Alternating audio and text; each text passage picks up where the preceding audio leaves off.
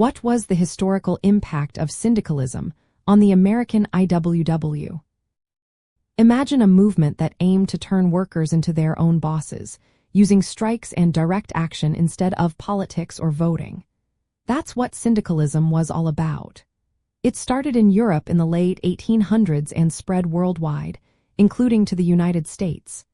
The Industrial Workers of the World, or IWW, became the main group pushing these ideas in America.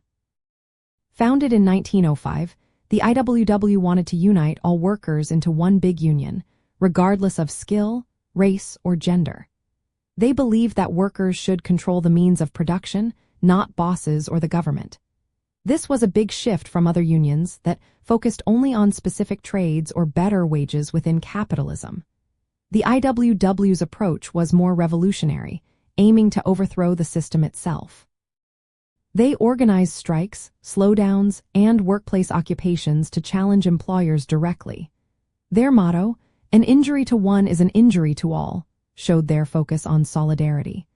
They also used tactics like free speech fights, deliberately breaking laws to protest their right to organize. These actions drew attention to workers' rights and showed how collective power could be used. The influence of syndicalism made the IWW different from other unions that relied on political parties or government reforms. They believed change came from workers acting together, not from politicians. The IWW played key roles in major strikes like the Lawrence Textile Strike in 1912, the Patterson Silk Strike in 1913, and the Seattle General Strike in 1919. These events showed how powerful organized labor could be, even when faced with violence and repression.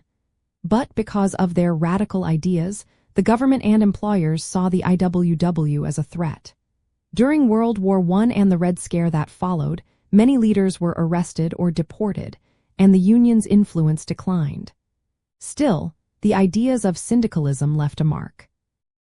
The IWW's focus on direct democracy, worker control, and industrial unionism inspired future labor movements. Their push for workers to organize across industries and challenge capitalism directly influenced later efforts for worker rights.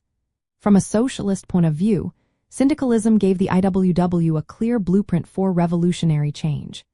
It showed that workers could unite and fight for a society where they control their work and lives. Even though the movement faced setbacks, its legacy continues to remind us of the power of collective action and worker solidarity.